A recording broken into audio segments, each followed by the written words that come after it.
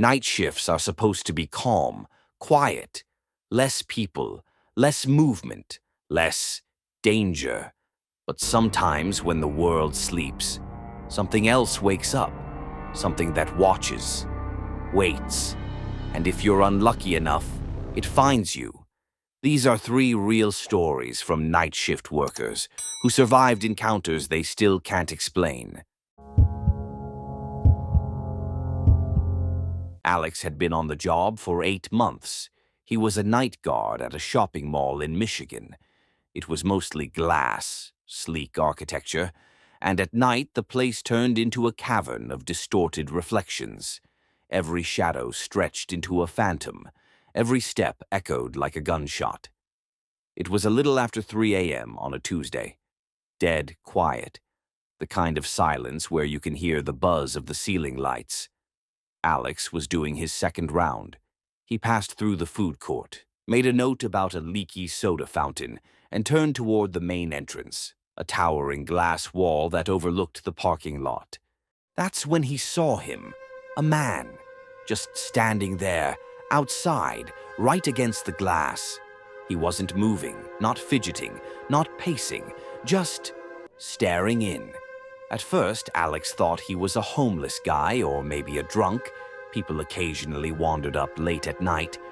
But this felt different. The man was barefoot, pale, his face obscured by shadow, but Alex could feel him watching, like the guy wasn't looking into the mall, but at him specifically. Alex raised his flashlight and took a step forward. That's when the man moved. Not naturally. He didn't turn. Didn't break eye contact. He began backing up, slowly, straight backward like he was being pulled by an invisible rope. And then, he vanished into the dark parking lot. Alex sprinted to the security desk and rewound the footage. Nothing. No figure. No motion trigger. The cameras showed an empty entrance the entire time. The next morning, when staff started arriving, the janitor called him over. "Hey, man, you see this?" Right outside the entrance were bare footprints, clear as day, leading up to the glass doors, but only one set. No return prints, no tire marks, no animal tracks. They ended about 15 feet from the entrance, mid-lot, like the man had just evaporated. That day, Alex filed a report, but the footage still showed nothing, and over the following weeks, 2 more guards claimed to see someone standing near the glass around 3 a.m. The figure never tries to get in. He just stands there and watches. Sophia was a nurse with 6 years of experience and nerves of steel. She worked at an old hospital built back in the 60s, the kind of place where time seemed stuck. Faded wallpaper, flickering fluorescents, long, lonely corridors. Staff whispered about the old West Wing, shut down after a fire in the early 2000s. No electricity, no patients. Just old rooms filled with dust and forgotten medical equipment. Sophia never bought into ghost stories until the night it came for her. She was moving a blood sample to the lab on the 3rd floor. It was just past 2 a.m., and she was alone. She stepped into the service elevator, the one they all joked about because it groaned like it hated its job. She hit 3. The doors closed. The elevator hummed, then jerked, hard, and continued past the 3rd floor. She pressed the button again. No response. The lights began to flicker. The control panel glitched. Symbols replaced floor numbers. Then the elevator stopped, halfway between floors. Silence. And then, right behind her, a whisper. "Sophia." It wasn't over the intercom. It was in the elevator. A cold breath against her neck. She turned around. Nothing. The elevator dropped suddenly, just 1 floor. The doors opened. Pitch black hallway. Cold air rushed in like a blast from a freezer. But the cold wasn't natural. It felt wrong, like something that shouldn't exist. She recognized the floor, or she thought she did. The old wing, the one that had been sealed.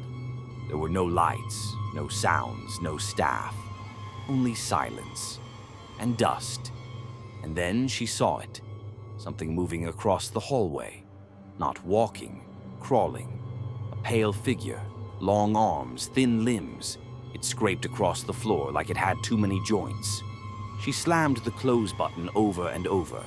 The elevator stayed open. The whisper came again, closer this time. "Don't leave." Then, slam. The doors shut. The elevator jolted upward. When it opened again, she was on the 3rd floor. Alone. She filed a report. The tech team checked the logs. They said the elevator never stopped on the west wing. In fact, the wires to that floor's call system had been severed in 2008. Whatever happened, the building shouldn't have let her go there, but something else did. Marcus liked working nights. He was the night manager at a small hotel off a forgotten highway in Oregon. 30 rooms, mostly empty. Cheap coffee. He liked the solitude, the quiet, the way nothing ever really changed, until the night it did. It was 1:47 a.m. He was checking the security cams when one of them, the 3rd floor hallway, glitched. Static lines. Then a figure, walking slowly down the center of the hallway. At first, he thought it was a guest, but every room on the 3rd floor was empty.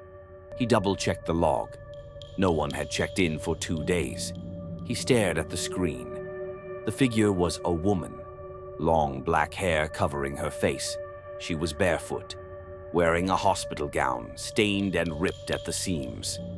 She walked slowly until she reached room 309. She paused, looked at the door, then snapped her head up and stared straight into the camera. Marcus froze. He ran up the stairs, flashlight in hand. The 3rd floor was colder than usual, silent. Room 309's door was shut. No lights, no sounds. He turned to check the hallway, and there she was, standing at the far end, hair like a curtain, head tilted, motionless.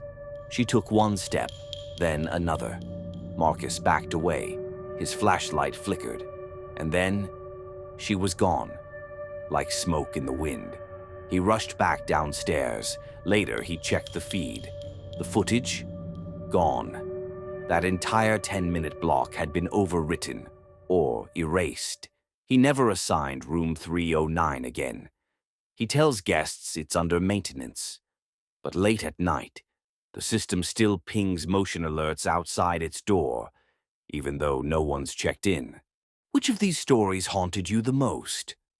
Let me know in the comments. And if you've lived through a nightmare of your own, email it to me. You just might hear it. Next time on Storytime.